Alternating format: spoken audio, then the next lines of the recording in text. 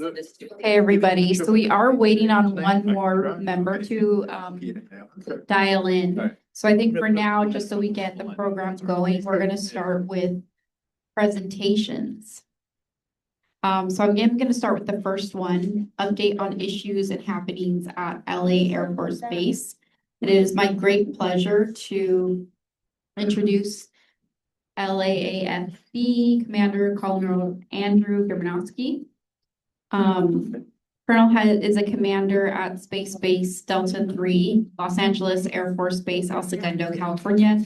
He leads 5 squadrons and 6 staff agencies supporting over 7,000 personnel with $1 billion in physical plant assets and manages the annual execution of a $61.4 million annual budget. The Space Base Delta 3 provides medical services, civil engineering and logistics, communications, chaplain services, security personnel, and readiness programs and quality of life services to the installation, including the co-located Field Command, Field Command, Space Systems Command, the base house areas at Fort MacArthur, San Pedro, California, and many other Department of Defense units in the LA area.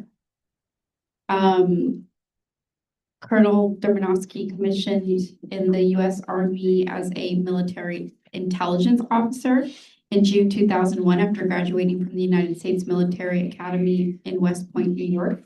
He served in a variety of leadership positions throughout Europe and the U.S. on June 7th, 2022, Colonel transferred into the U.S. Space Force. Prior to his current position, he was the Deputy Director, Space Sensing Program Executive Office for Space Systems Command, LA Air Force Base, El Segundo, California. Throughout his career, he served 4 combat tours in Iraq as part of 13 total years stationed overseas. Very impressive person. We're glad you're here.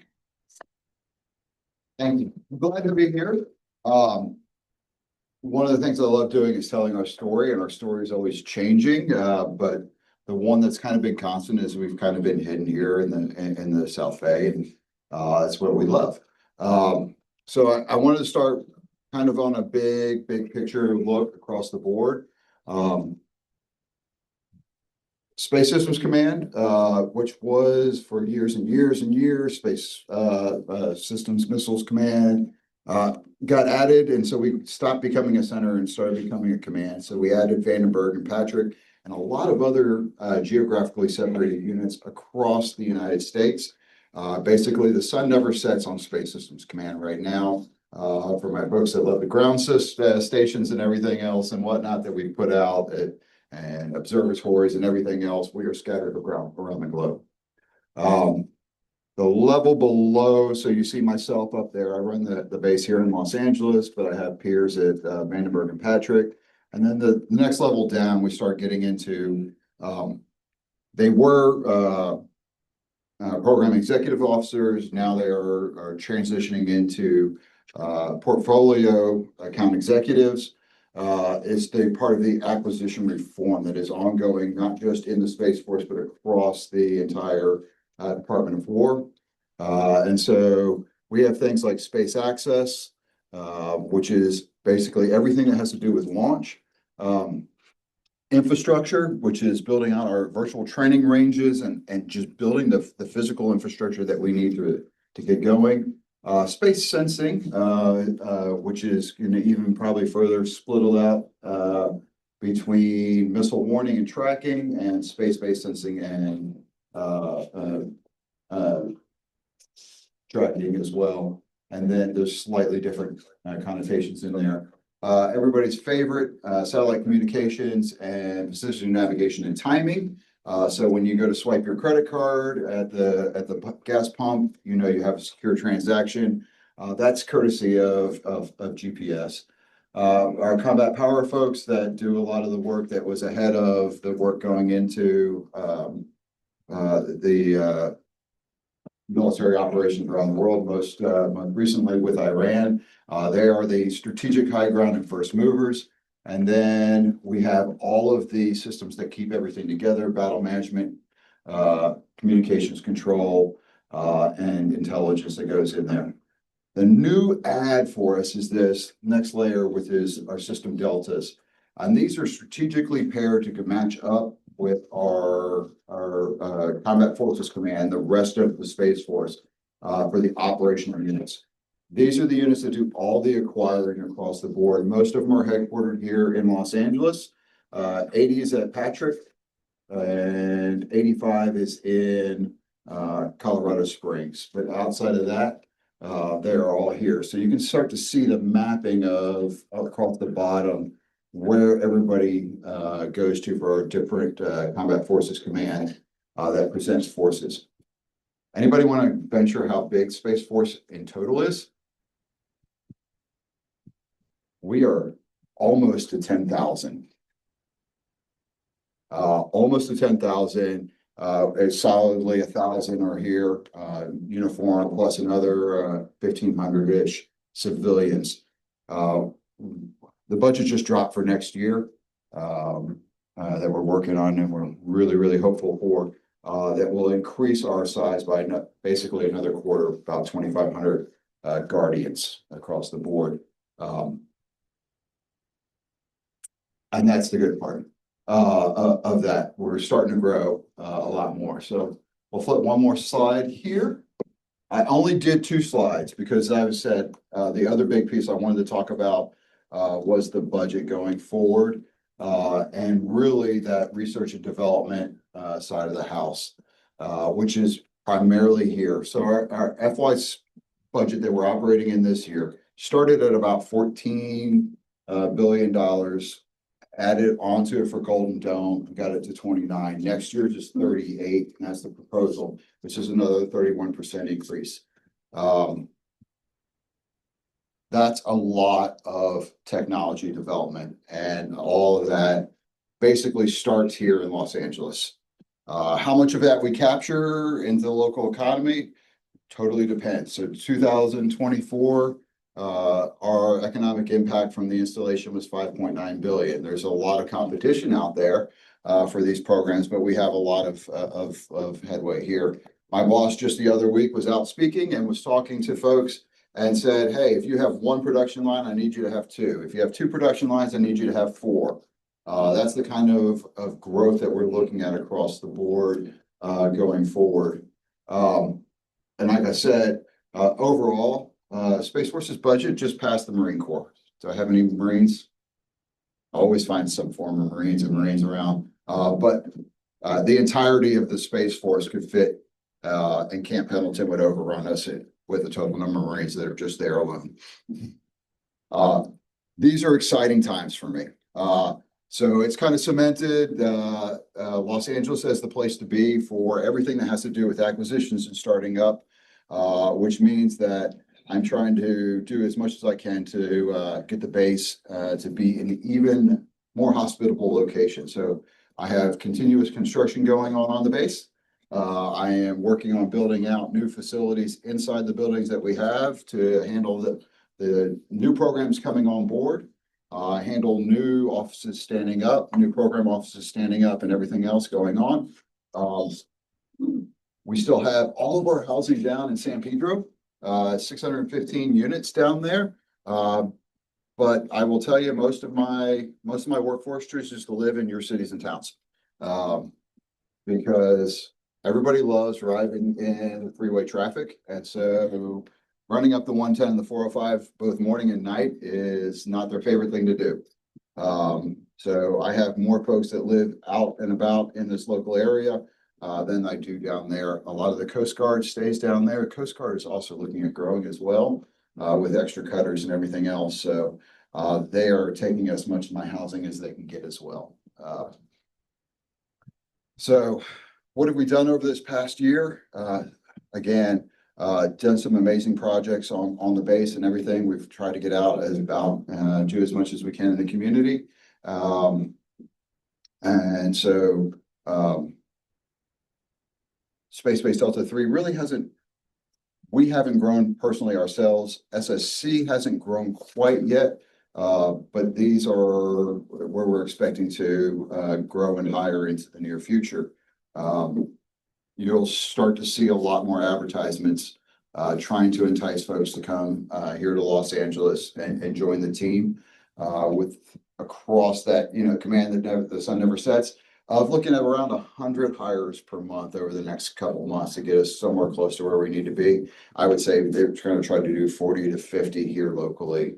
That's everything from my cops,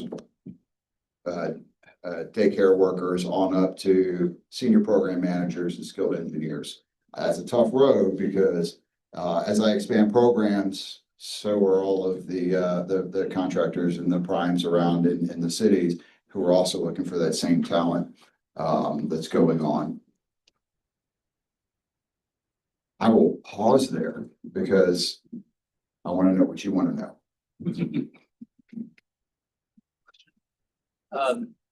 So when the war broke out there around war, there was like, I don't know how substantiated it was, but there was like reports of like possible drone attacks on California assets. Has there been like heightened security with the? So awesomely, this is part of the great part of how people are dynamic and work together. So when that report came out, before anybody here ever saw or heard that report, the Joint Terrorism Task Force is talking to us. They're talking to our Coast Guard brethren. We're convening meetings. LAWA is getting involved. And basically we're looking and assessing what the actual threat is around here and everything else and figuring out our plan forward and what we can do. So we did experience reports and some threats that we were taking very, very seriously. But again, it's slowly started to subside as people relax a little bit more. We're still vigilant, but I have to say a large portion of the community is highly supportive and everybody had their eyes open once they were knowing what they were looking for, not just for us on base, but across the entire community, from law enforcement and everything else. So I wasn't worried myself.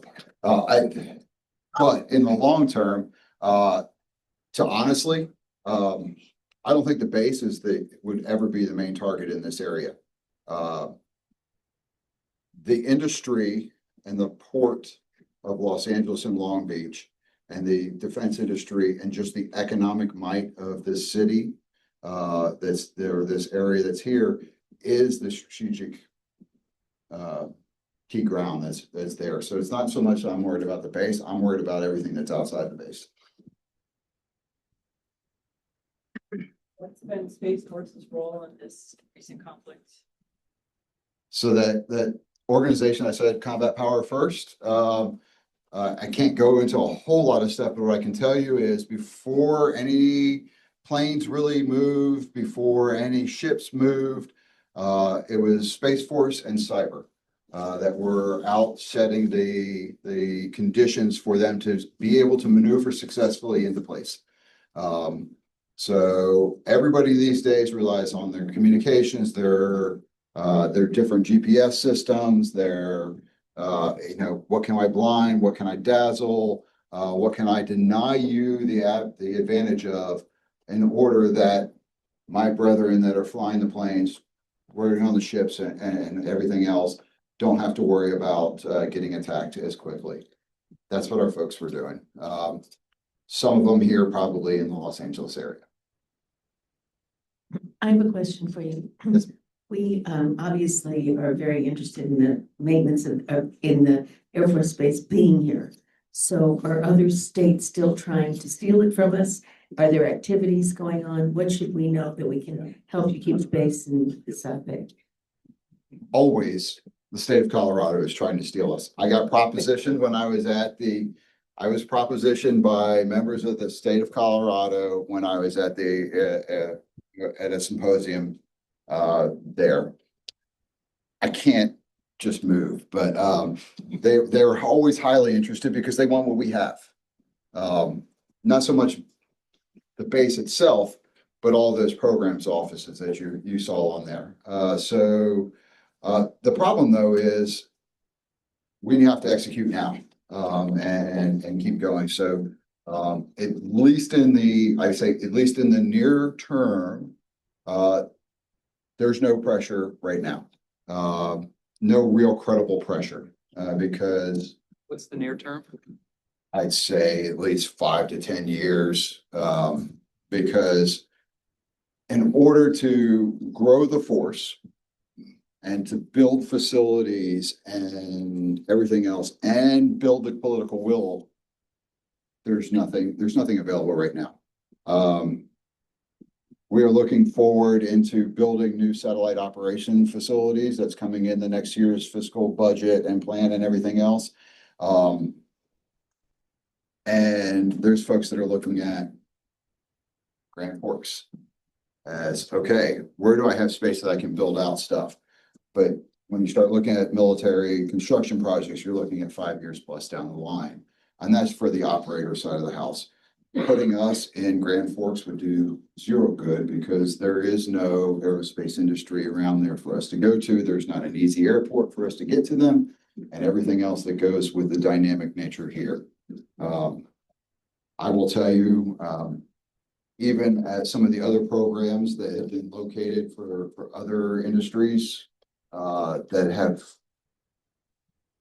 where there was space and it made sense to put a program in a location, they've still had to reach back out to us here in California so I can link them up with the aerospace SMEs, the subject matter experts, because they just don't have them where they're at. Thank you for being here today and for sharing all this info with us. So you're talking about the growth, and so for the South, I'm mainly particularly interested in the South Bay, but how are you hiring from other places and bringing people in, or is it all basically regional hires? Way I can get the talent, the best talent that I can get, I will bring people in. If I can get them to relocate to California, it's not easy. You know, I would love to be able to have like college graduates that are cleared already to go into classified programs. That's not easy either. But we do offer relocation incentives. We offer tuition payback incentives for some of our hires as well. So what I can bring in, I will bring in. What I can hire local, I'll hire local. And how are you meeting the housing demands? Because it is a regional issue, right? I fully know that it is. So I have tried to find innovative ways to press the Air Force to look at how can we get to supporting different housing versus the old model of sitting off on our property down in San Pedro. They're not there yet. I've had interested developers. I loved the meeting that I had when I was sitting in City of Torrance, and they were talking about and bringing us some of the other employers that are much in the same way that we are, all looking for that skilled talent to be able to find spaces here. My only lever right now is I lobby for higher housing incentives that then allow them to compete for higher priced, scarce resource. I know a lot of our cities are interested in building potentially workforce housing, so this is an area that we could all explore. So my idea on workforce housing, and I've asked LMU to look into it for me through the real estate folks, was kind of not necessarily me as a single employer all going in on building and helping to finance and providing the capital for a project, but also looking at teaming up and almost going in a cooperative fashion amongst multiple businesses that would then lower the credit risk score because they have financial backing from a stable group of individuals. But I've got some time before that project ever gets finished. Okay, Alex? Thank you, Madam Chair. Commander, thank you for coming. Nice to see you again. Can you touch base a little bit about the education program that you guys have with the middle school and elementary schools? And also, I know that you are supposed to be going somewhere. I am. So do you have said who's going to replace you? Because we want to make sure that your successor is going to be the same as you, so. I can't promise he'll be like me, but hopefully, he will be better. So I'll start with our STEM outreach program. So it's one of the things that I am actually, it humbles me every single time that I see it. So this week, on Monday, we had around 140 high schoolers come on, and we ran them through the 101s of project management and actual build for a competition. And so it was a great experience for them. And then we shipped them off and they went up to Griffith Observatory.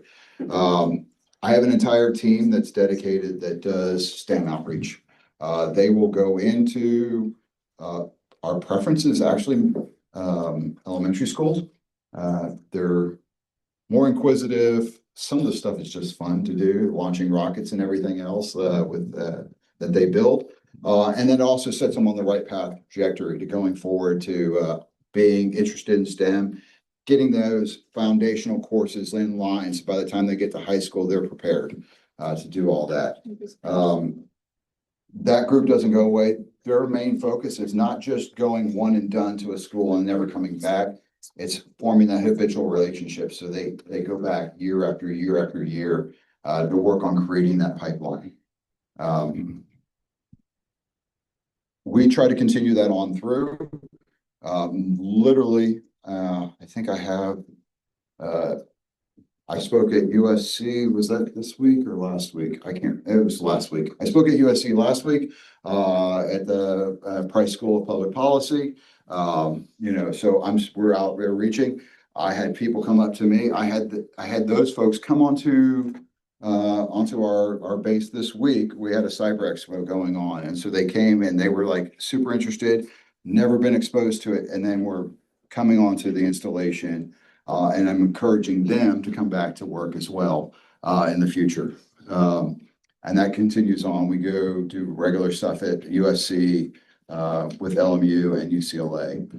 We will probably get out further than that too, but that's all that I've had time to do. So my replacement, he's moving from Virginia this summer. He'll come in. He's an engineer, a developmental engineer by trade. Has been working in the NRO for the past couple of years. And then I'm also having, my chief left me already, went up to Vandenberg. But I got named a new chief this week who is coming from the Air Force Academy, where he's works in the dean's office. It's going to be a great team. Ms. Sanbon's going to still be there with a lot of the same priorities locked on going forward. I will sort of depart this summer. I have also been assigned to go up to Vandenberg, but I'm not going to get to work with my chief up there. So underneath of how we organize forces, there's geographic combatant commands. So one of them is called Space Command, as you all have heard, relocating from Colorado to Alabama. That's not Space Force, but it's a lot of Space Force stuff. The component command, the Space Force Guardians that are presented as forces for them is Space Force Space, which is headquartered in Vandenberg. So I'm going to go up there, work staff for that during the week. And on the weekend, I'll come back down here to the South Bay, where my house is, where my wife is, and enjoy everything that's here that is not in Lompoc. All right. Great. Thank you. Okay, any other questions at this time? I will leave with one more thing that I'm going to probably leave to my successor since we brought him up. One of the ones I'm working on, one of the initiatives that I'm working on, that we have some help with, but I'll leave to my successor, is working to establish a California State Space Commission. There is no coordinating authority from the state level for space in the aerospace industry to link things like education to industry, to federal investment, to state investment, and it's setting it all up to be successful. And we end up with little pockets of groups that do it mainly at the local level, but we don't have it at the state level. So that'll be one thing that we're working on as best as we can. I reach out and touch, of course, Assemblymember Maritsucci was supportive, but he's term limited out and we didn't get it through into the legislative process this year. Did not meet the speaker's priorities, but it will hopefully going forward. I had a call with a representative, Whiteside's folks earlier today, talking about this and garnering the congressman's support on pushing some of those initiatives as well from his lens and his avenues. So that's one I'm kind of passionate about. Look forward to hopefully seeing in the future when I come home on weekends. And that's something that perhaps you can reach out to the COG to help you with support. Of course. But we appreciate you coming out, and it was a great presentation. Thank y'all. Okay, we're gonna finish the presentations. We do have a quorum. We'll go through those and then start back at the beginning. Next I have the South Bay Energy and Climate Recognition Program Q1 report. Abby probably is going to be giving the presentation from the COG Civic Spark Fellow.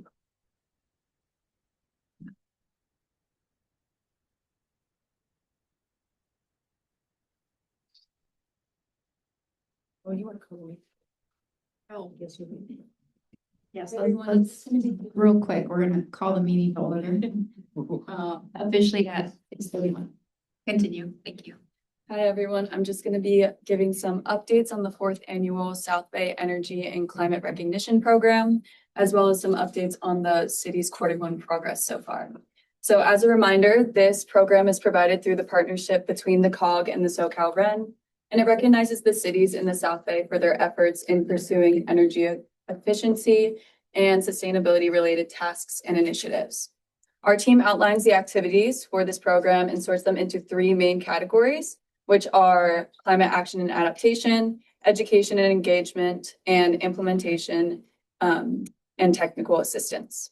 Cities must earn at least 1 point in each category to earn recognition in the program. The program includes 4 recognition levels, which are bronze, silver, gold, and platinum. And this table outlines the number of points needed to earn each recognition level. I'd like to highlight a key update for this year is that the point threshold for each recognition level has increased slightly compared to last year, with a 2 to 5 point increase across all of the tiers. For example, cities previously needed 3 points to earn bronze level, and they now need 5 points to earn bronze level. And then same for platinum. They used to need 30 points, and now you need at least 35 points to earn platinum status. These adjustments help ensure that the program continues to encourage meaningful progress and reflect growing momentum around sustainability efforts in the South Bay. This slide shows each city's progress in the program so far. So far, Manhattan Beach has the most points with 23 points, and they have earned silver status. Gardena has also earned silver status with 16 points. And then El Segundo, Hawthorne, and Rolling Hills Estates have earned bronze status. And then Rolling Hills is close to earning bronze status. They just need 1 more point in one of the categories. The rest of the cities are still in progress and have not earned enough points to meet the threshold for bronze status. City staff has been informed of their current program status so far, and we've also connected with them to recommend new activities and resources that they can earn more points in the program. Some example of qualifying activities include implementing energy efficiency upgrades and promoting residential or commercial energy programs. In addition, we've also introduced a new activity this year, which is enrollment in the Beacon program, which is through the Institute for Local Governments.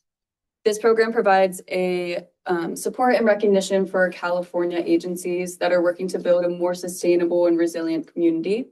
This program is open for applications now, and the COG is helping cities through this process. So you can reach out to our team for more information on this program. Another addition to this year's program is a new opportunity for cities to earn a special partner award. This award is earned through participation with our partners at the Water Replenishment District and the West Basin Municipal Water District. And then to earn this distinction, which is separate from the Energy and Climate Awards, Cities must earn a point from both the outreach and the programming categories from both partners. This award requires activities like promoting education materials through the city's communication channels and coordinating to host events like free landscaping classes, facility tours, and promoting available rebates and programs. So far, only 2 cities have made progress towards earning the partner award, and those cities are Rolling Hills and El Segundo.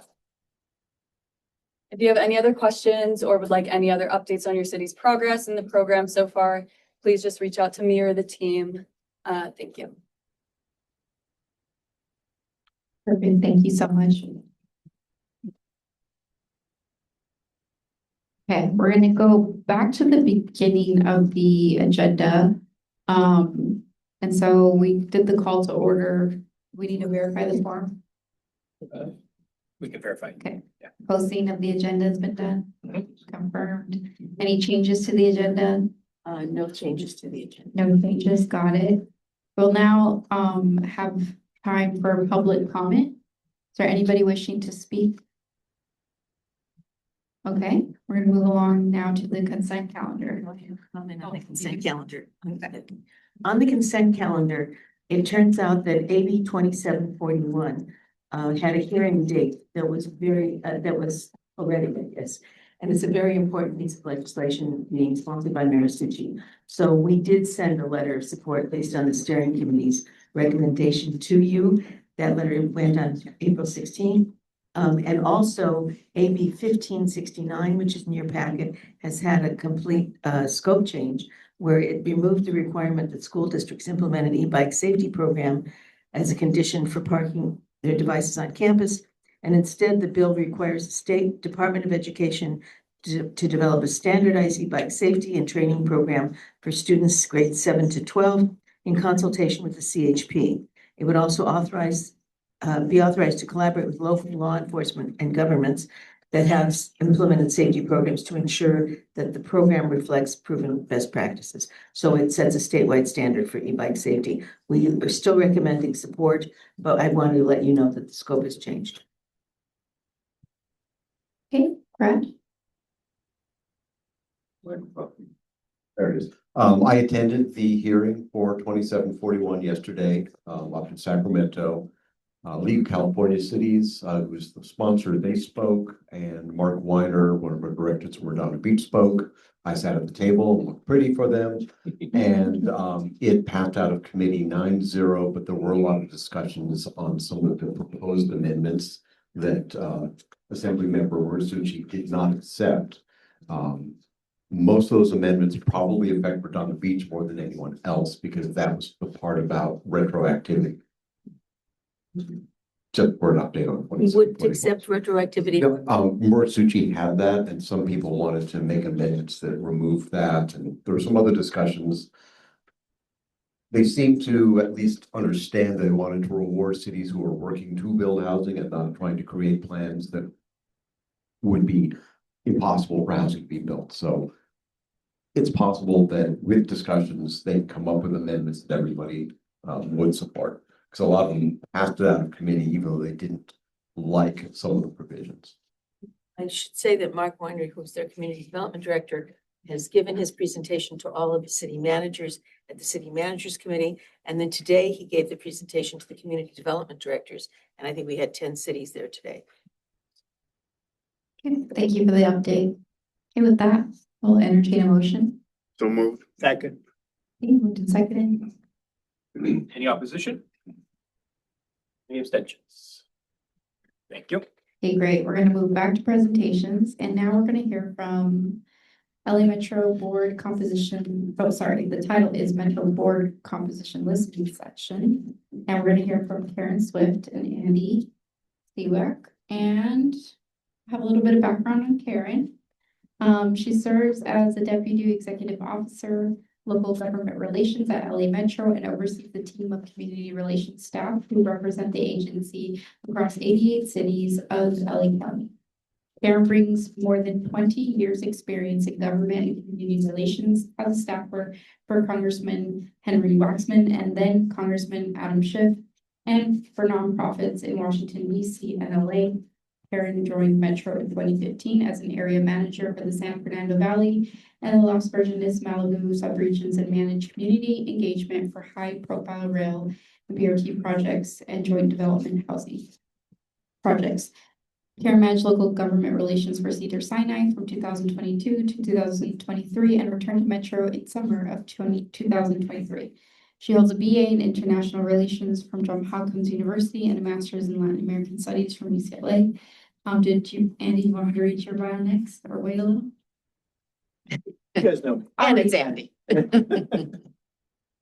very impressive though, so. Okay, so I'll let you begin, thank you. There we go. Good evening. Thank you so much for having me. I think I was here about a year ago and joined some of you for the LAXMTC tour last fall, July. Yeah, July, earlier this year. So anyway, great to be with you this evening. I'll move fairly quickly with this because I know you have an action item on it, but happy to take questions afterwards. So here we are making our rounds around the COGs. This is my fourth COG, I think, in the last 2 weeks, presenting on our Metro board composition. Nope. There we go. Okay. Yep. Thank you. There we go. Okay, well, I'll let you do that. Okay. Sorry, let's work things out. I think everyone here is familiar with Metro, but as you know, we are the third largest transit agency in the country. We have about 13,000 employees and serve the 10 million people of LA County with our system that has our bus, our rider. We move goods, we move people throughout LA County. A little bit of our history. So you may recall that back in 1993, we became LA Metro. So that was the merger of LACTC and RTD coming together. Over the years, our board has had different makeups depending on which iteration we were. Sometimes we were all appointed by the governor. Sometimes we were appointed and elected. LACTC all elected. And then our current mix today is elected and appointed. So I'll go to the next slide. So we were created back in 1992 by AB 152. Richard Katz was the state law that created Metro, and the law set the structure of the Metro board. It does not allow any automatic changes to who serves on the board or the seats, but there are 2 triggers that could lead to us doing this process that we are now. One refers to the City of Los Angeles population targets, and the other is the reason we're here. The LA County Board of Supervisors expands. Metro has to submit a revised board composition plan to the state legislature. Again, we were created by state legislature. Changes go through the state legislature. So I think everyone here is probably familiar with Measure G, which was adopted by the voters of LA County back in 2024, and that initiated a multi-year process to restructure the way the county governs itself. It doesn't actually apply to the Metro board specifically, but it does change the county. So we'll have a new county executive starting in 2028, and it will expand the Board of Supervisors from 5 members to 9 come 2032. So back earlier this year, our current Metro Board Chair, Fernando Dutra, established an ad hoc committee to focus on potential changes to the Metro Board that arose from that adoption of Measure G. Our ad hoc committee is chaired by Glendale Councilmember Ara Najarian and includes representatives from the current Metro Board, business, labor, council of government. So Jackie's colleague Terry Dibble from Las Virgenes Malibu COG sits on the ad hoc group. The County Governance Reform Task Force, and a transit rider. So a diverse group of people coming together once a month. Our next meeting's on Monday. You're welcome to tune in. And then at that time, staff were directed to conduct outreach and conduct some listening sessions and to do some work to gather information to make recommendations back to the ad hoc board. The committee will make its final recommendations to the board by the end of June. So as I think you all know, we have our current board of directors. So we have all 5 county supervisors, the City of Los Angeles, the mayor, and the mayor of Los Angeles has 3 appointees of our service sectors. I'm joined tonight by Director Butts, who represents this sector. So again, our chair right now, Fernando Dutra, Director Najarian I talked about, and then Mayor Sandoval from Pomona. Then we have 1 appointee from the governor that's a non-voting member, and that's Gloria Roberts from Caltrans. So the duties of the Metro Board are vast, and I'm going to let the director answer questions if you want to know the day-to-day, but it's a lot of work. They set our agency policy, they make the big decisions, and they approve our projects, our policies, they fund transportation, hire and oversee our CEO, and, they are our board. So, next slide. There we go. In the interest of time, this is a fairly complicated demographic snapshot that just gets back to the city of LA trigger that I had mentioned earlier, but I'll keep it in the middle and we can go back if you have questions.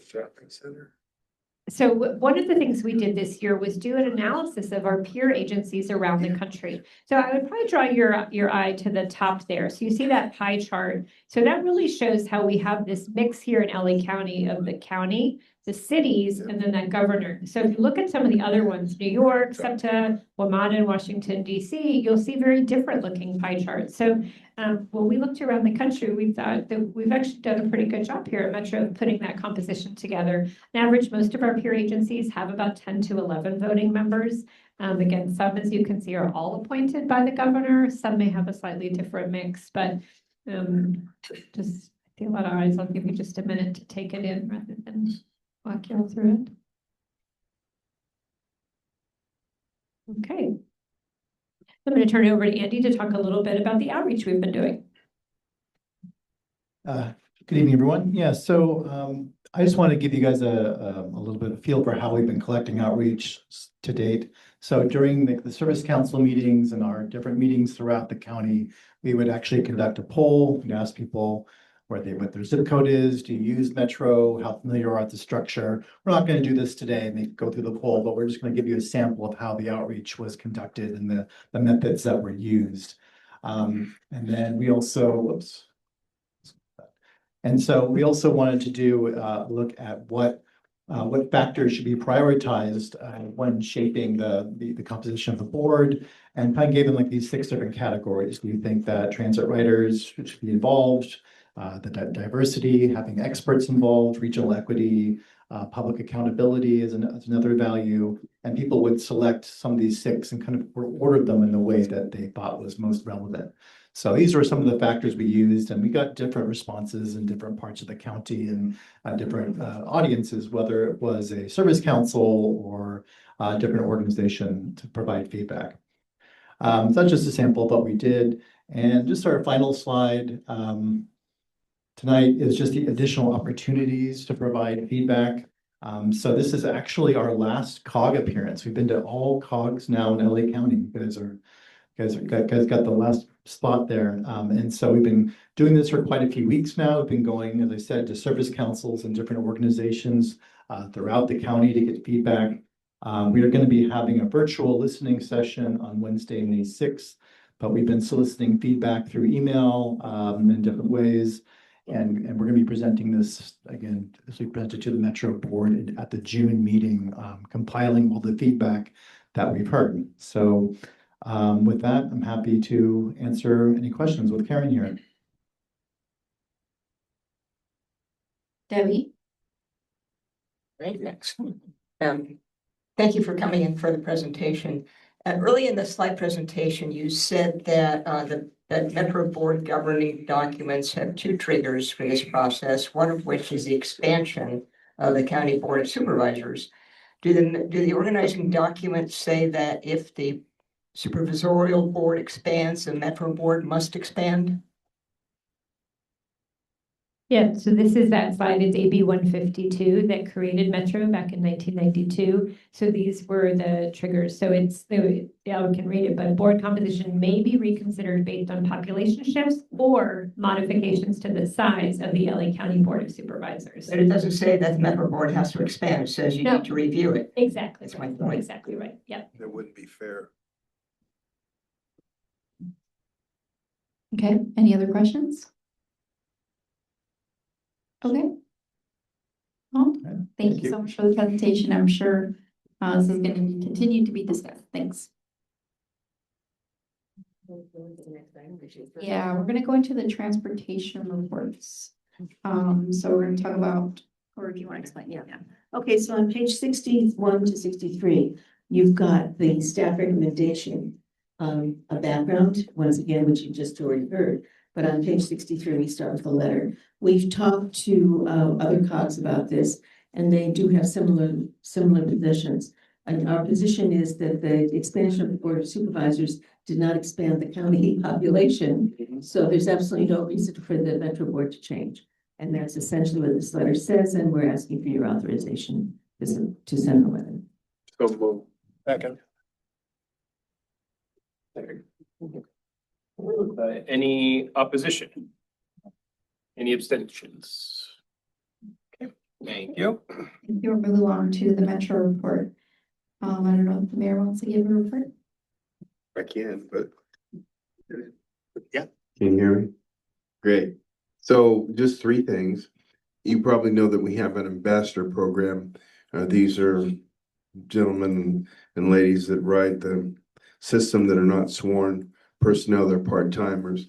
Well, we're standing up a public safety department again in Metro. And so we're getting ready to start a full-time ambassador program, and we're negotiating those salaries right now. Second, about a week and a half ago, there was a data breach of the Metro systems computer system, and about 600 gig of data was compromised. No critical operational systems were affected. Bill Scott, the former chief of San Francisco PD and LA deputy chief before that, has started in his role as the chief of public safety. And that's my report. Okay, thank you. Andy, I don't know if you want to add anything. I just wanted to mention that on May 8th, we'll be expanding the purple line extension, section 1, we're calling it.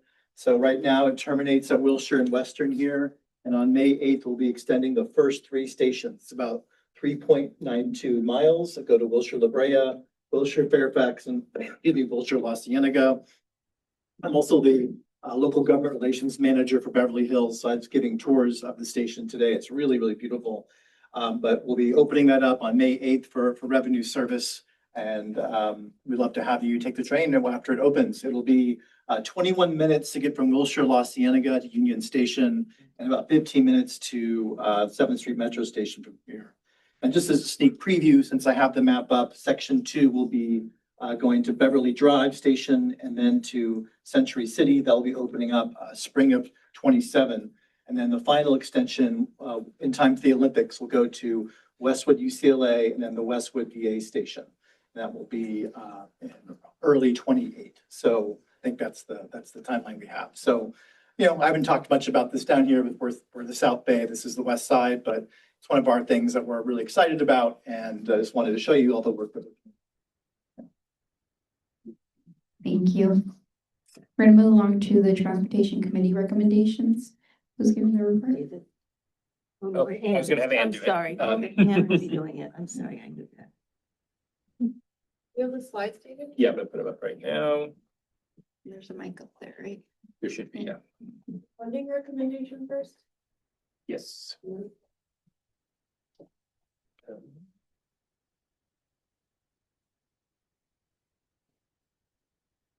Okay, the item before you today is the annual Measure R Transit and Measure M multi-year sub-regional program funding recommendations.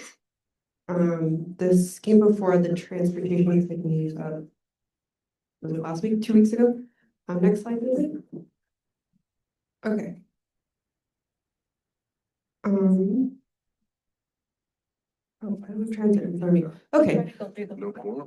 We received one additional funding request for an existing project under the transit program. This came from the city of Carson for the Victoria Transit Center. This is being built in coordination with Cal State Dominguez Hills to construct a mobility hub. This includes a bike ped pathway in front of the Victoria Transit Center that will serve visitors for the Olympics. This request was for $4 million. Next slide, David. So Measure R is it's a set amount of funding. So following the approval of this request, we will have $19.2 million in remaining funds in this program. So that's one. And then moving on to the Measure M multi-year sub-regional programs. This is a big one. So we received requests for 2 programming changes, no additional funding requests, no scope modifications, just simply moving funds around, one LA City project and another from Rolling Hills Estates. Next, David, we received 8 requests for existing projects. This totals about $82.2 million in additional funding for existing projects, and you can see them on the screen. Most of them were for construction cost increases. We received 11 requests for new projects, and the project descriptions are listed in your agenda packet. And that is $26.52 million in new project funding. You want me to do this one? Yeah. Okay, so Measure M has a strict annual allocation, which is a little bit different than how Measure R operates. So the bottom line is essentially how much funding we'll have available in each fiscal year over the programming window that we're in. So you can see that assuming the ones that Ann just went over are approved, we'd have 1.898 million available in 26-27, and just over 4.5 million in 27-28. And then it starts to go up again in 28-29, 29-30. So funding over the next year or two will be a little limited, most likely. So for the first time this year, we instituted a review subcommittee based on the policies that were approved by the board in July 2025. So as this program has matured, we entered into a more competitive space where projects are competing for funding. The IWG recommended funding for 10 out of the 11 new project submissions. Following at the Transportation Committee, we received a letter request from the city of Hawthorne, which was the one project that we were not able to fund. They submitted a request to advance the $1.898 million that is remaining in that chart that David just showed you in fiscal year 26-27 through the local allocation program, which is also a new program that the board approved in July, to begin design for this Hawthorne Mobility Project. Okay, so the recommendation before you today is to approve the Measure R Transit Annual Program Update and also the Measure M MSP Annual Program Update. With that, there are also a few policy recommendations. So in discussions with the reviewing subcommittee, these are public works staff from your cities. In discussion with COG staff, they recommended that all Measure R and M broadband projects that plan to install fiber communication conduit be required to allocate sufficient fiber capacity for South Bay fiber network communication with right of access, and that all future projects that plan to open up the right of way for fiber optic purposes be required to install additional conduit and or fiber with SBFN communications and right of access. In conjunction with the infrastructure working group, we are adding 2 policy recommendations. The first came from the infrastructure working group to develop a policy for revenue sharing generated through projects that are funded using sub-regional Measure R and M dollars. For example, say a city puts up a billboard on a piece of land or puts an ad on a bus. Those are examples of revenue generation that can be shared with the COG. Secondly, the second policy came from the Transportation Committee to develop a cost overrun policy to cap funding allocations per project phase. We currently don't have a policy in place to curb cost overruns, and some of these projects are coming back to us with 100%, 200% cost increases. And that is it. Okay, Alex, you want to say something? Yes, Madam Chair. Thank you, Anne, for the presentation. I just want to make sure that the recommendation from the transportation committee is also to include Hawthorne 1.8 for project design implementation, That would be a right? recommendation. Okay, thank you. Yeah. That was in the slides, yeah. Because of the 10 was funded and then Hawthorne was not, but we believe that we will get some money somewhere, so we want that money for the project design and then try to get more money from other places to build that mobility hub. Thank you. Okay, thank you. Any other questions, comments? Okay, we can take them all You did all of at them. once, Okay, yeah. entertain a I made a motion. motion. Okay. Second. Second. Second. Okay, I'm asking. Any opposition? Any abstentions? Okay, thank you. We're gonna jump around a little bit. We do have a member that has to leave, so we're gonna go to the voting items directly. We're gonna skip to B2, accreditation pilot, lead certification. That's Jay. Sorry, you're on the spot. While he's doing that, do you want to say anything about the biodiversity? Yes, so I do have good, Probably. Here. I do have good news. We are being recommended for full funding for the biodiversity grant, which is very exciting. I'll be out of town. My daughter's graduating from medical school, so I'm gonna be in New York, so I'm very excited about that. But while I'm gone, Jackie and Sean will be doing the presentation to the Rivers and Mountains Conservancy. And what's really excited about that is that there's 3 city demonstration projects. One is for the city of Inglewood for their median work. One is for the city of Carson for your tree planting, they got your trees.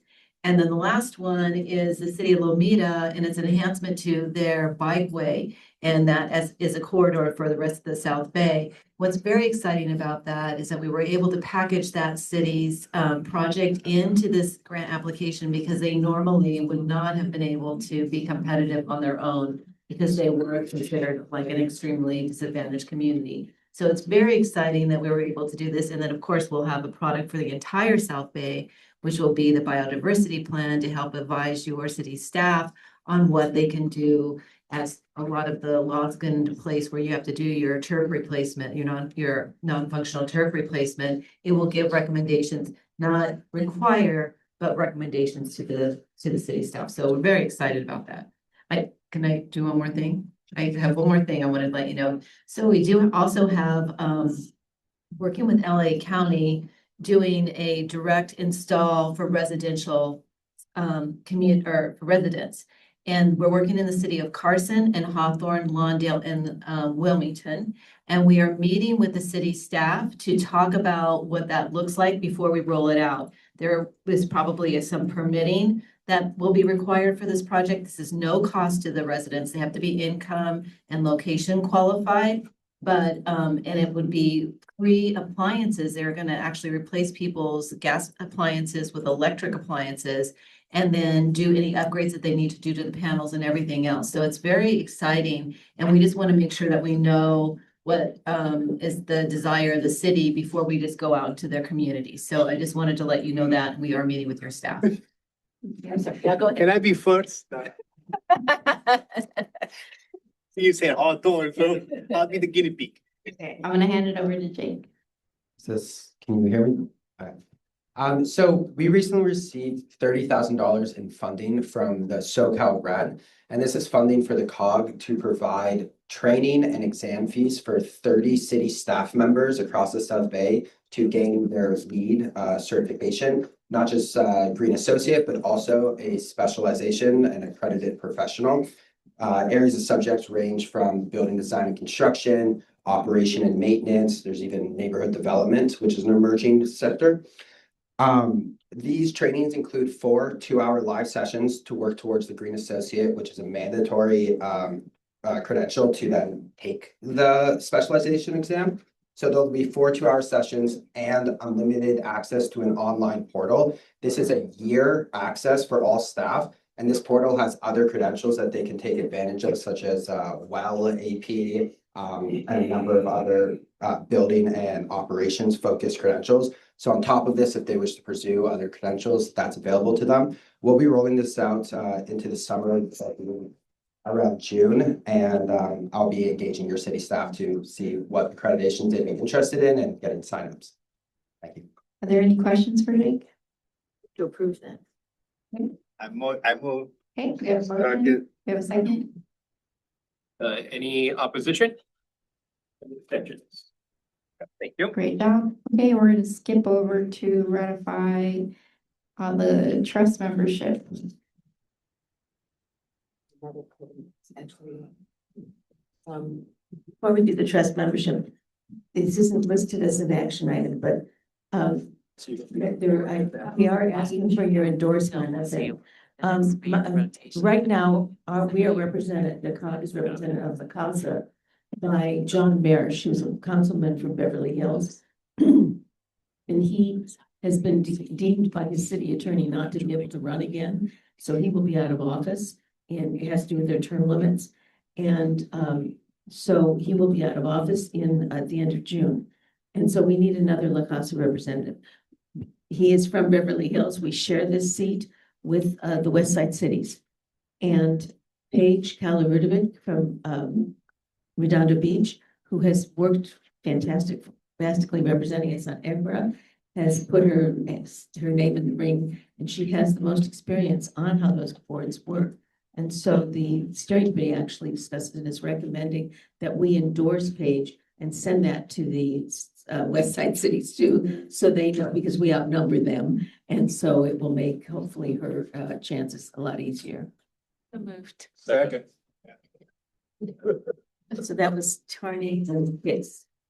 Any opposition? Any abstention? Okay, so now membership in the housing trust. What we did when the JPA was written, it said that the COG had to ratify the housing trust membership. And as it turns out, we are actually looking to get that changed in legislation, but it hasn't been changed yet. So we have to approve that the housing trust will be meeting next week, and we have to approve their board members.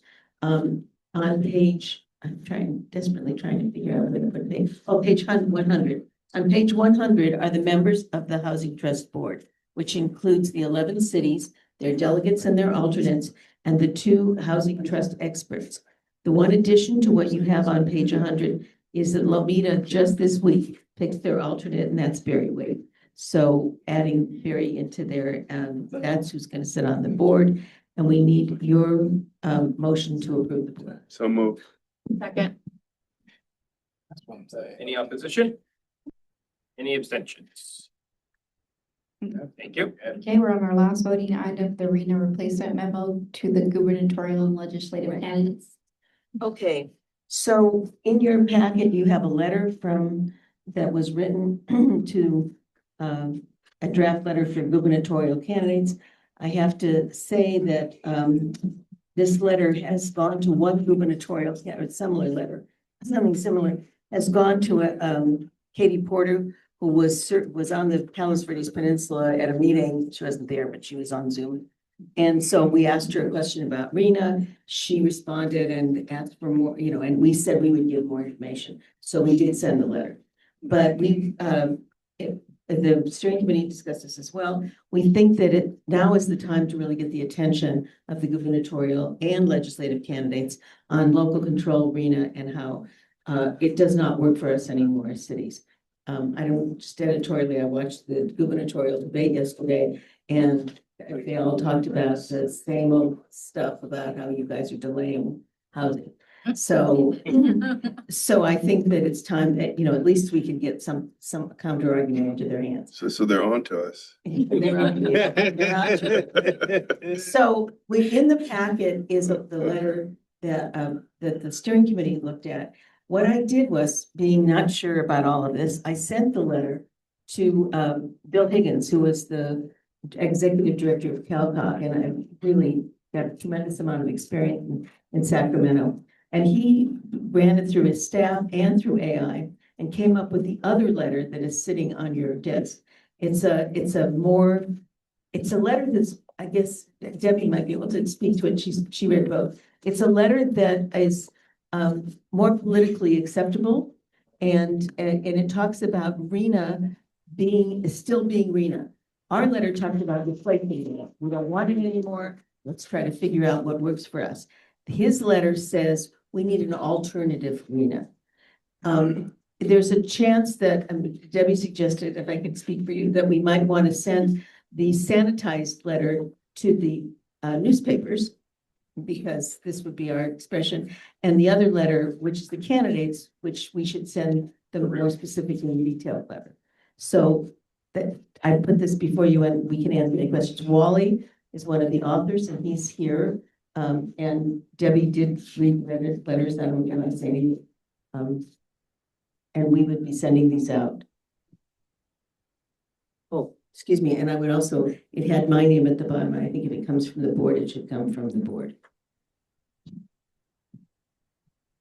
Any additions? Anything to add?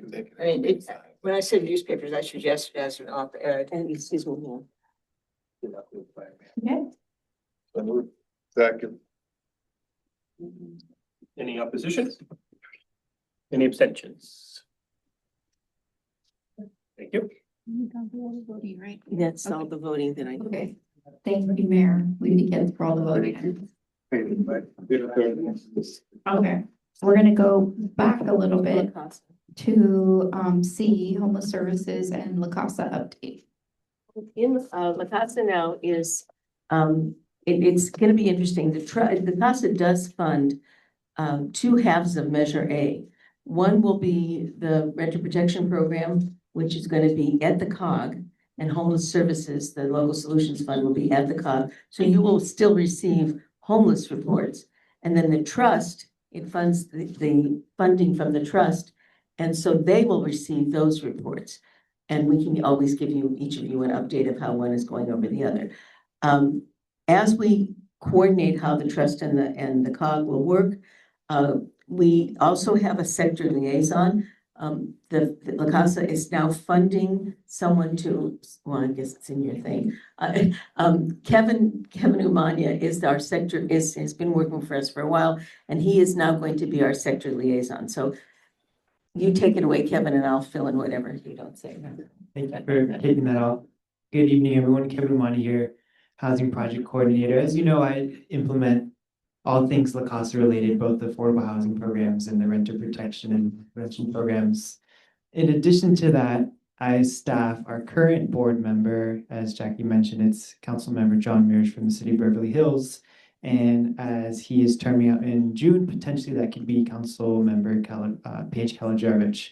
But in that role, I staff Council Member Mears. I send him the executive summary of the agenda. I staff him at the meetings, let him know of policy and program updates. But as Jackie mentioned, La Casa provided us with a temporary, I believe it was a 6-month grant for additional capacity for this work. So It's a permanent grant, as far as I understand. it is temporary right now, but the board will revisit it to look for it to be permanent. It most likely will be permanent. Yeah, that's correct, right, David? Yeah, the current MOU that we have is only through June. But the La Casa board voted a permanent sector liaison, right? No. The intention, I think, was to make it Yes. permanent, but the first actual legal agreement is only the 6 months. Well, January that's to June. important for us to know because we put it in the budget. No, it's the board approved for the 3 year, but they only that's did what I a thought. contract. Yeah, no, so it has been approved. It's not temporary. Okay. But yes, I just wanted to, I guess, introduce myself as a sector liaison. I am here as your resource, but some of the things that this role can look into is, providing some eligible jurisdiction engagement and capacity support. That could look like, communicating between you all and the agency staff regarding any funding opportunities, program requirements, and timelines.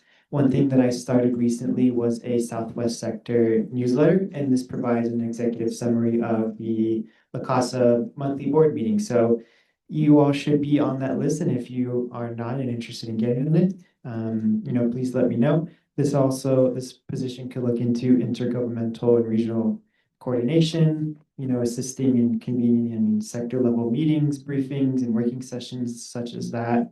Also policy and program implementation support, helping you all, further understand all of the programs that La Casa offers. So if you have any insight or recommendations on what you think this position can be, please let us know, Jackie Ronson and I.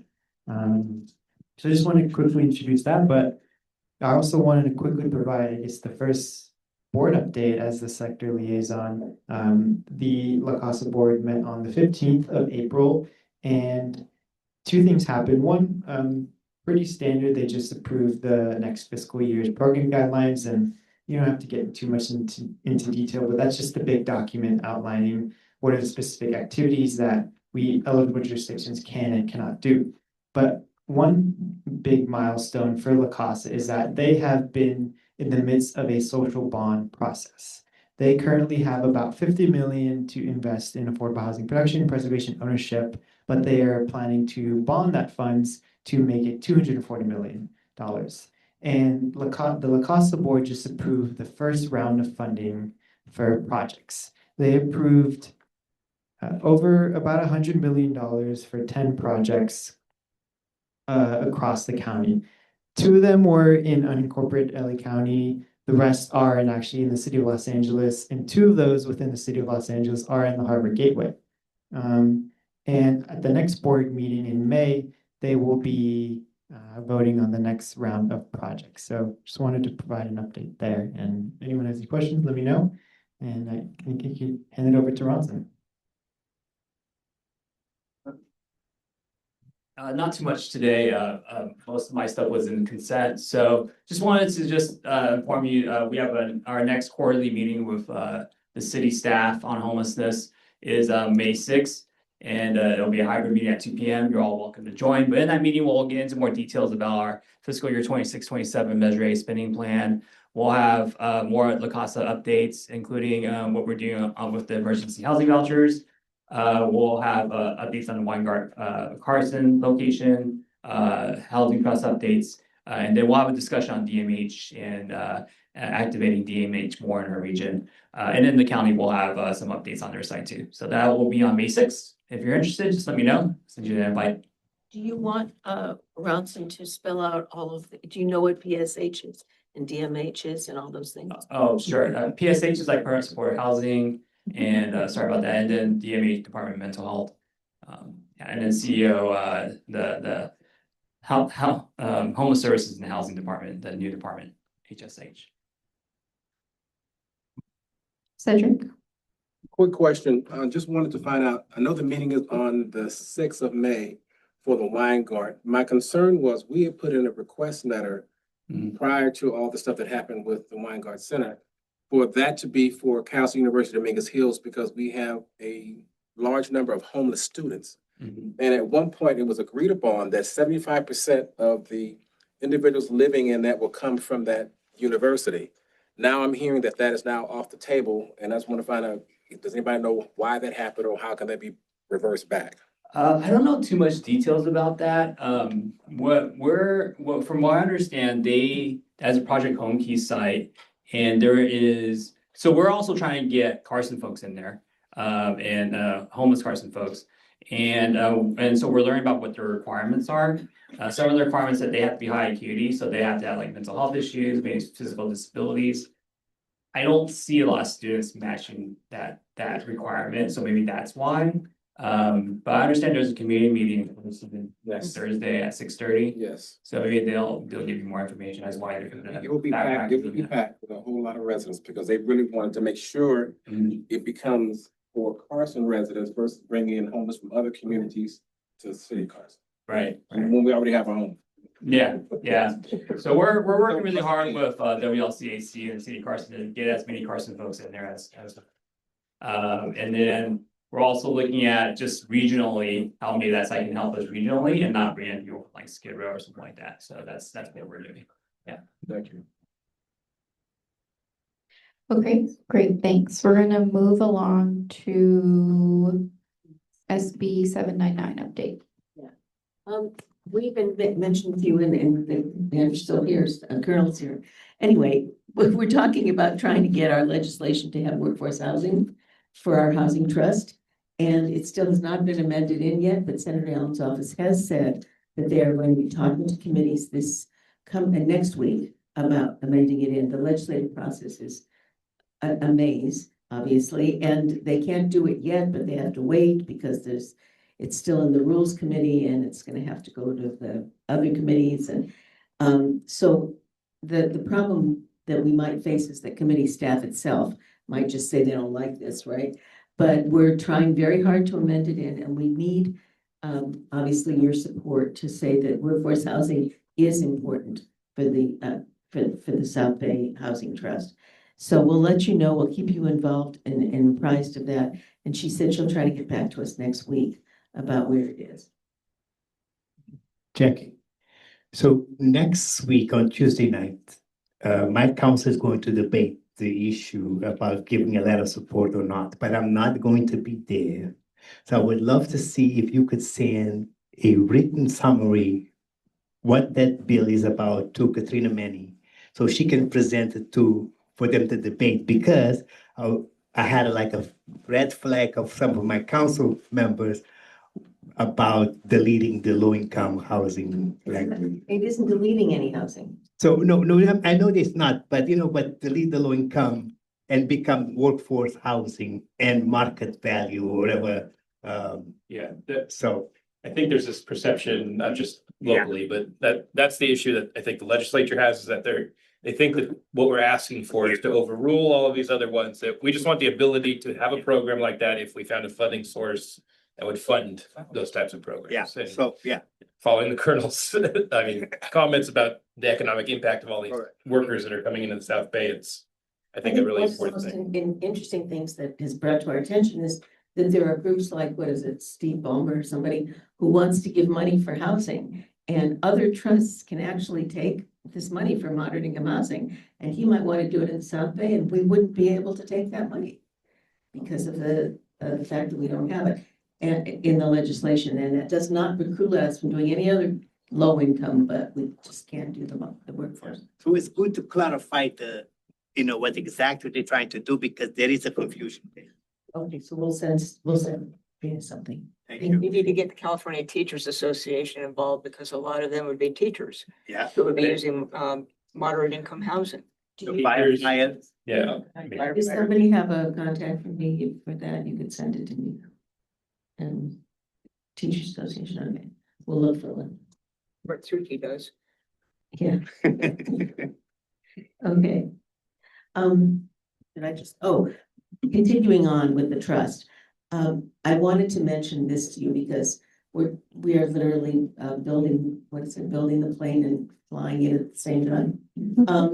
Because La Casa and all these opportunities don't stop just because we haven't started the trust yet. So the trust isn't starting till next week. And yet La Casa had an opportunity to have private firms bid on studies that could be done for the trusts throughout LA County. And we had 3 firms come to us and ask us if we would agree to let them do some studies in our area. And so I made the decision after grilling Bronson about how could we do this? There's no trust. How do we do this? We would have lost the opportunity if we didn't, that the deadline has passed. We would have lost the opportunity if we didn't meet that deadline. And so the COG sent letters of support and said they were doing it on behalf of the trust. I'll be making the same report at the trust, but we have 3 proposals that have been sent to La Casa for the trust to begin looking at leveraging tax credits, looking at naturally occurring affordable housing, and a work development plan for the housing trust. So it's really great. They total almost $700,000 that we would get. This is like free services that we would not have gotten otherwise. So we felt it was important to jump onto that. Good. Seniors. And Ronson, is there anything with senior services you want to report? Senior services, no, we're just working on the next agenda for the next meeting. Sounds good. Jake? 2.0 updates.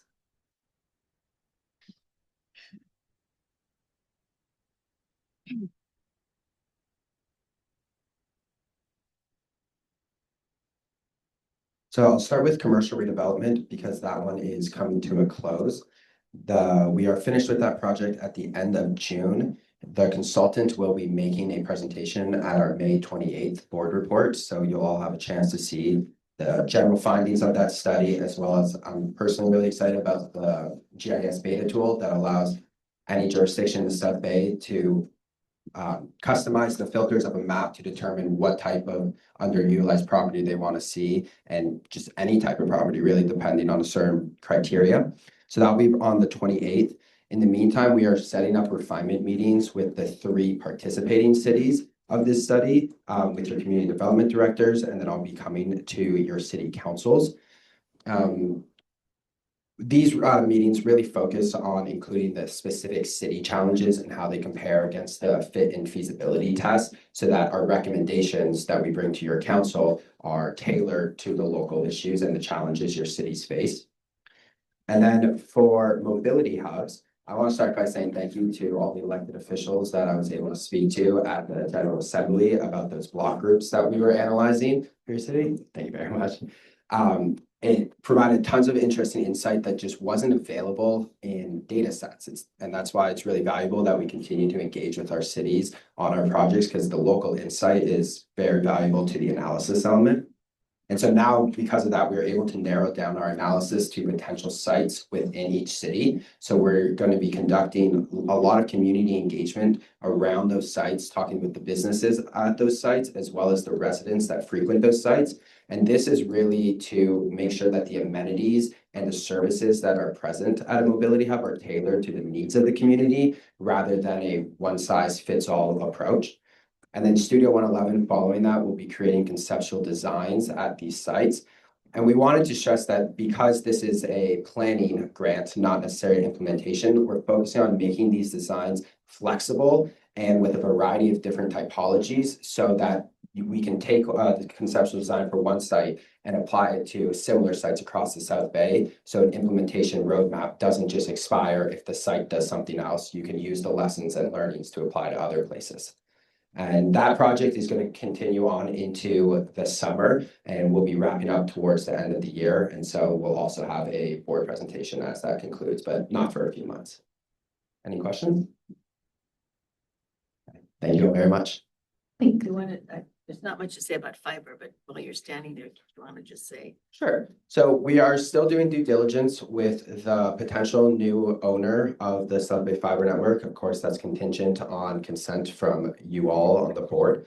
When I say due diligence, we did a number of site visits a few weeks ago, City of Gardena, Redondo Beach, Palos Verdes Estates, just looking at the equipment that's currently there, seeing how it compares to the needs of cities, the emerging technologies, especially with AI taking up a lot of data centers. There's actually a data center in Hawthorne that just closed down, and so implications of that. But as we continue our due diligence, we're making sure to communicate with your IT directors, because they're really the ones who know the master plan for broadband of your cities and the needs. We actually have a meeting with Redondo Beaches and Gardenas tomorrow to just get further technical insight.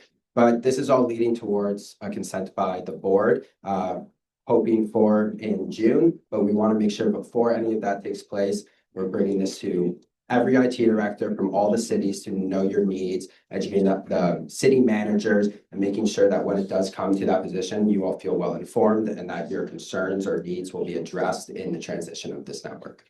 Thank you. Thank you so much. Last item, General Assembly eval.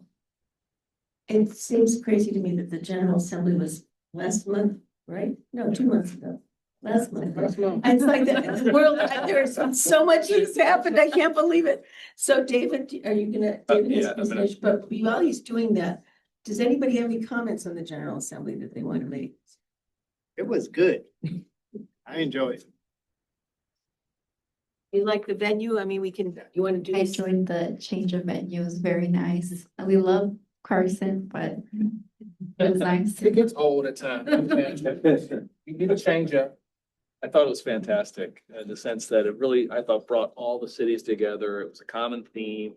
The speakers were really engaging format, that talking heads versus presentations. It was powerful and it got the message across. So bravo to everyone who put it together, and it's really well done. Okay. Prizes were really good. These prizes were very good. Okay, so we'll start with, we do a board photo every year, and so this was our photo. I think it's up on our website now. Some photos from throughout the event.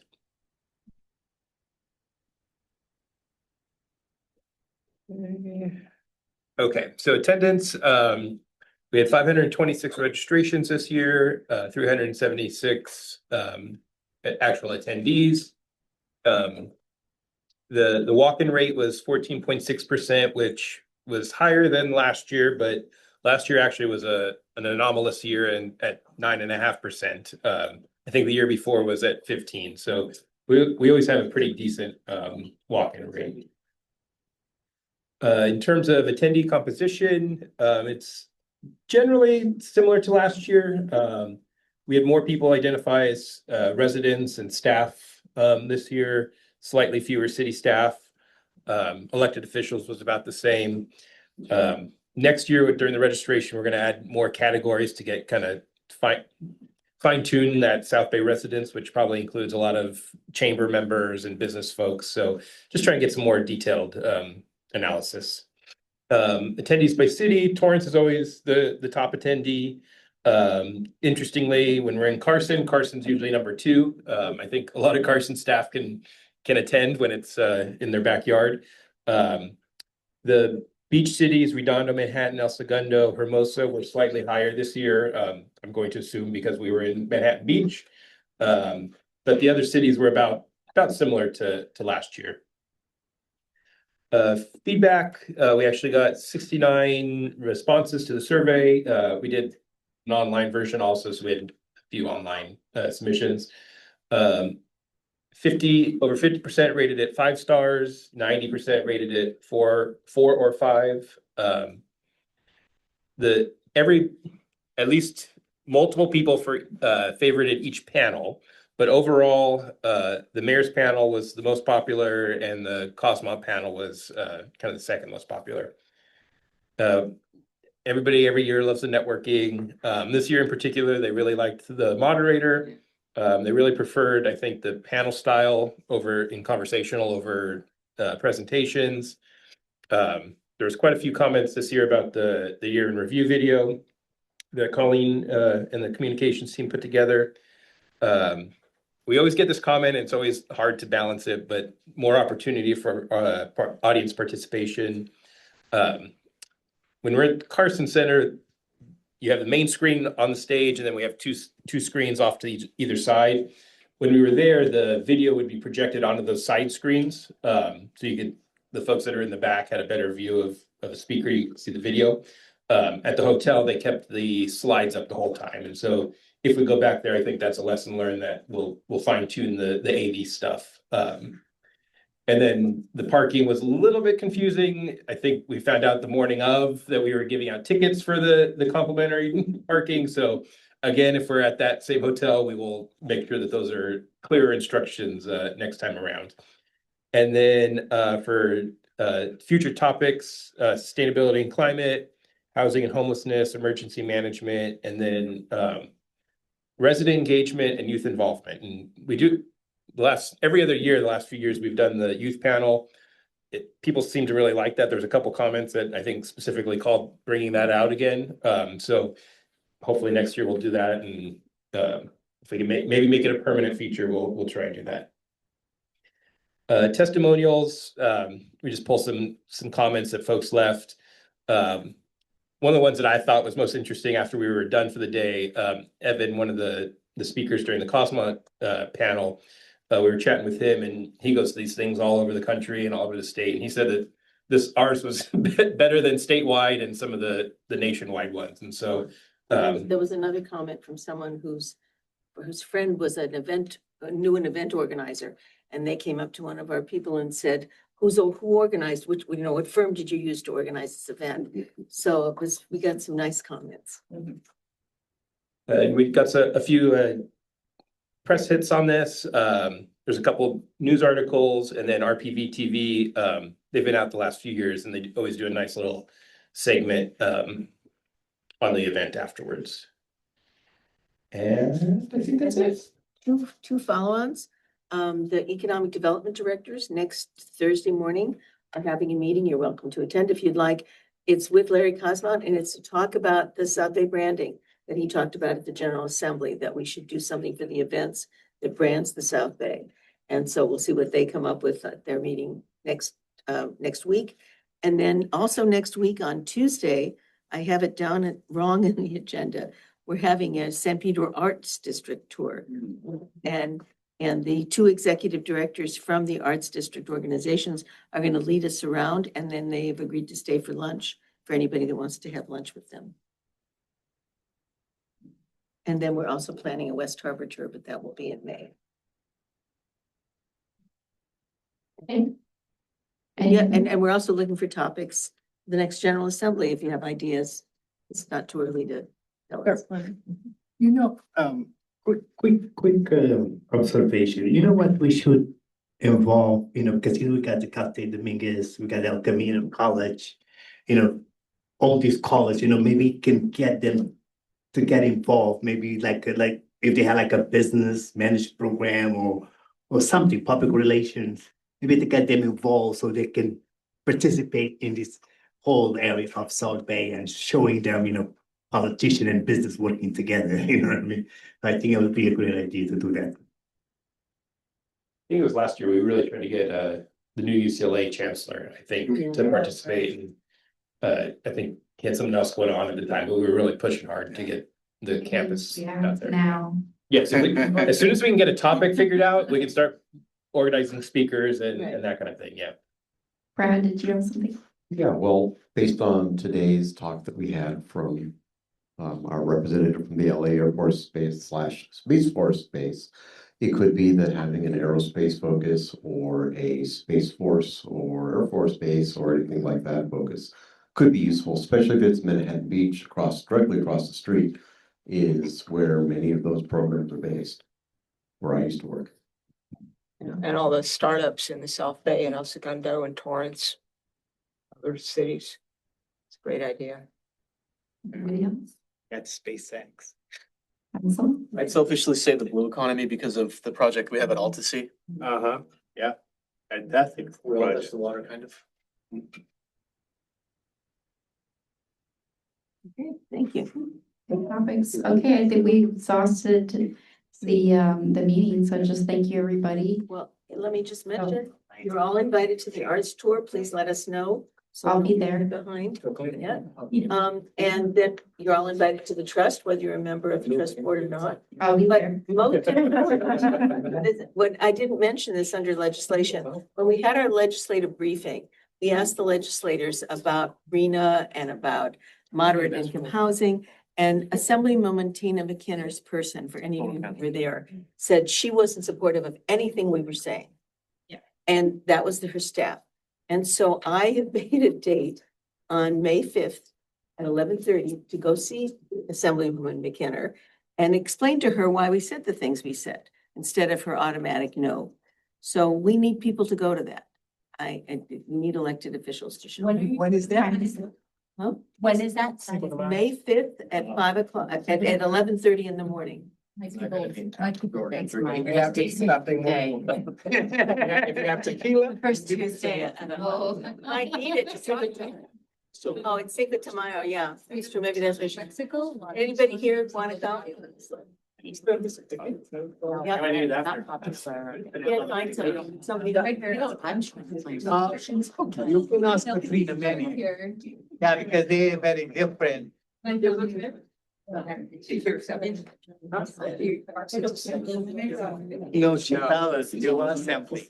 She's a 35th district, I think. Okay, everybody. I'm gonna officially adjourn the meeting. Thank you, everyone. Sorry. We don't. One tries to do more than the other and then they get. Oh, right. Okay. No, this is.